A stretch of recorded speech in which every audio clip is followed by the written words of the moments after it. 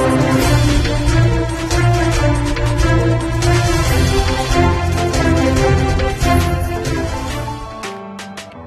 Cyber ક્રાઇમની ટીમે આધાર card, ચૂંટણી card સાથે ચેડા કરનાર 2 આરોપીઓને ઝડપી પાડ્યા છે. આરોપીઓ 300 થી 500માં બોગસ ડોક્યુમેન્ટના આધારે એડ્રેસ ચેન્જ કરી નાખતા હતા.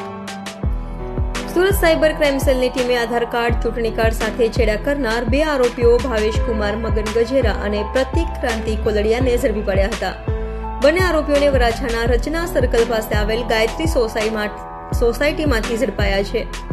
આરોપીઓ આધાર કાર્ડ, ચૂંટણી કાર્ડ જેવા ડોક્યુમેન્ટમાં ચેડા કરી ખોટા દસ્તાવેજો બનાવતા હતા. આરોપી ભાવેશ કુમાર મગનભાઈ ગજેરા અને પ્રતિક કાંતિભાઈ કોલડિયા અને CSC સેન્ટર ચલાવનાર ભાવેશ ગજેરાએ કર્મચારી પ્રતિકને 15,000ના પગાર પર રાખ્યો હતો, તો બોગસ ડોક્યુમેન્ટો બનાવવાનું ભાવેશે પ્રતિકને શીખવ્યું હતું, જેમાં તેઓ 300 થી 500 રૂપિયા લઈ બોગસ ડોક્યુમેન્ટના આધારે એડ્રેસ ચેન્જ કરી આપતા હતા.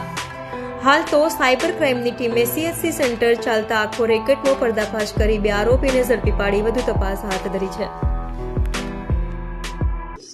પોલીસ કમિશનર સરની સૂચનાથી સુરત શહેરમાં ચાલતા સાયબર ક્રાઇમને લગતી જે કંઈ પ્રવૃત્તિઓ હોય તેને ડામવા માટે તથા તેની પર દેખરેખ રાખી જરૂરી કાયદાકીય કાર્યવાહી કરવા માટે સૂચના આપવામાં આવેલ. તે અંતર્ગત સાયબર ક્રાઇમ સેલના અધિકારીઓ બાતમી અને વોચમાં હતા. તે દરમિયાન પોલીસ ઇન્સ્પેક્ટર શ્રી NR પટેલની ટીમને બાતમી મળેલ કે જે અગાઉનો સાયબર ક્રાઇમ પોલીસ સ્ટેશનની અંદર કેસ ચાલે છે, જેમાં એકાઉન્ટ ભાડે આપવામાં આવતા, તેની એ રીતના આ એકાઉન્ટ્સ ખોલાવવા માટે જે ડોક્યુમેન્ટ્સ લાગતા હોય છે એની અંદર થોડા ઘણા સુધારા કરવા પડે બેંકમાં સબમિટ કરાવવા માટે.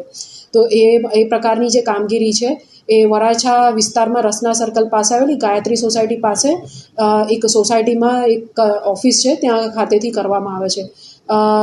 આ બાતમીના આધારે તારીખ 20ના રોજ સાયબર ક્રાઇમ સેલની ટીમ દ્વારા ત્યાં જઈને આરોપીઓની પૂછપરછ વગેરે કરવામાં આવેલ તથા જે સાધન સામગ્રી ત્યાંથી મળી આવેલ તેની જાંચ કરતા સાયબર ક્રાઇમ સેલ તરફથી સરકાર તરફે ગુનો દાખલ કરવામાં આવેલ છે. આની અંદર 2 આરોપીઓ મળી આવેલ છે, ભાવેશ કુમાર મગનભાઈ ગજેરા તથા પ્રતિક કાંતિભાઈ કોલડિયા.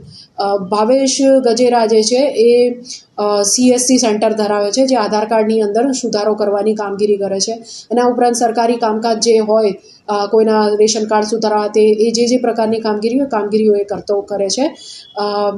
ભાવેશ જે છે એ આધાર કાર્ડની અંદર સુધારો કરવા માટે એક જેને ડાઈ કહી શકાય કે એક પહેલેથી ફોર્મ બનાવેલું હોય, જેને આધાર કાર્ડના કાં તો બીજા કોઈ પણ ડોક્યુમેન્ટના ફોર્મમાં સુધારવા માટે એને ફોટોશોપથી પેસ્ટ કરીને એક ફરજી ડોક્યુમેન્ટ જેવું બનાવે છે.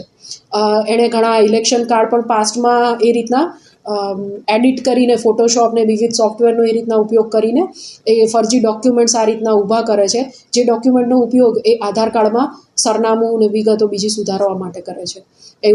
એવું પ્રાથમિક તપાસ દરમિયાન જણાઈ આવેલ, જે આધારે સાયબર ક્રાઇમ સેલ દ્વારા ગુનો દાખલ કરવામાં આવેલ છે.